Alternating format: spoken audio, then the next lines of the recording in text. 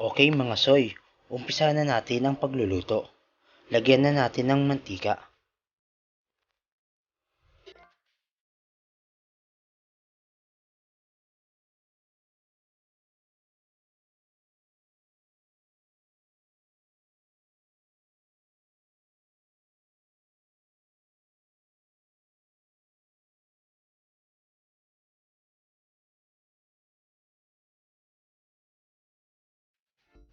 Okay, pagkatapos natin mainit ang mantika, ilagay na natin ang sibuyas.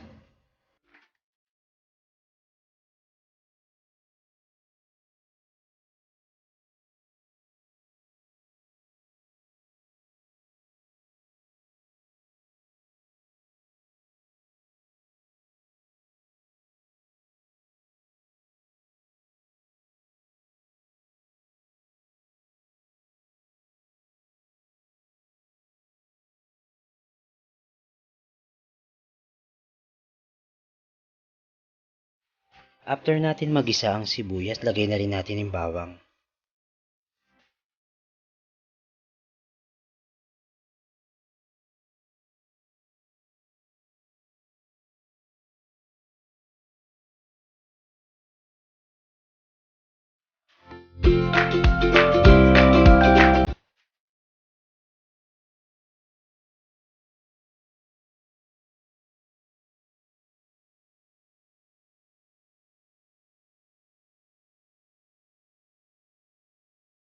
Siguro pwede na rin natin ilagay ang luya.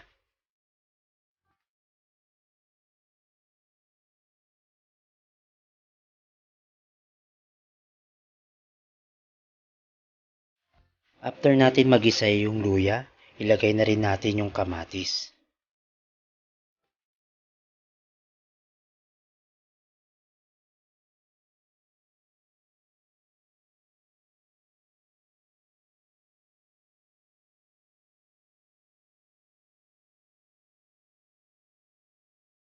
Mga soy, pag nakita nyo, ganyan na ang kulay ng ating kinigisa, pwede na rin natin ilagay yung sardinas.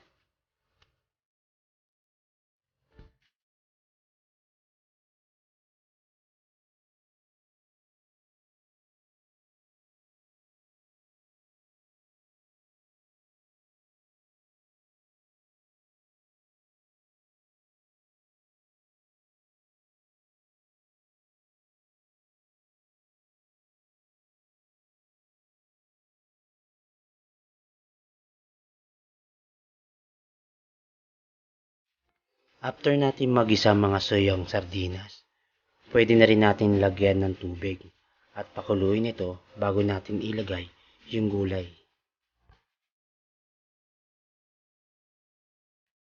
Pakuluin na natin mga soy.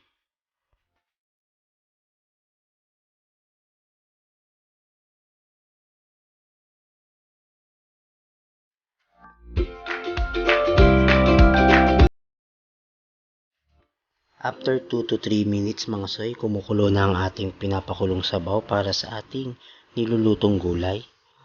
After nyan mga soy, hinaan na natin yung apoy para paglagay natin ng kangkong, hindi masyadong maluto ang ating gulay.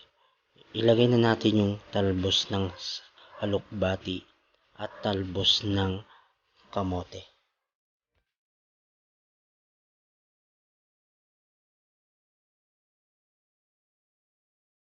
Natin mailagay yung mga gulay, mga soy, lagyan natin ng asin at saka paminta.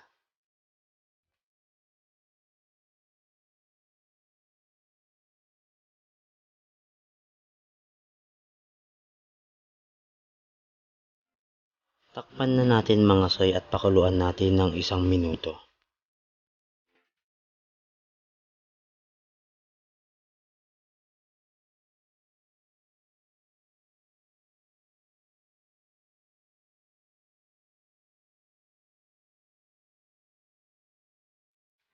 Ngayon, i-check na natin mga soy ang ating gulay.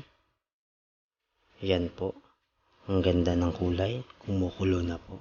At maganda yung pagkakaluto niya. Hindi siya masyadong lutong-luto. Ngayon po mga soy, di ba meron po tayong kalamansi? Diyan na po natin ilalagay yung kalamansi. para pampalasa rin po sa ating niluluto.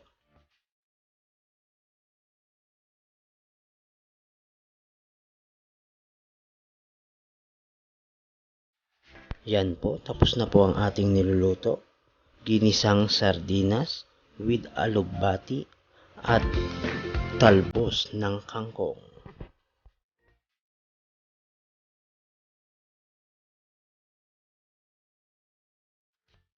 Sana nagustuhan nyo ang aking niluluto at sana nakatulong po sa inyo.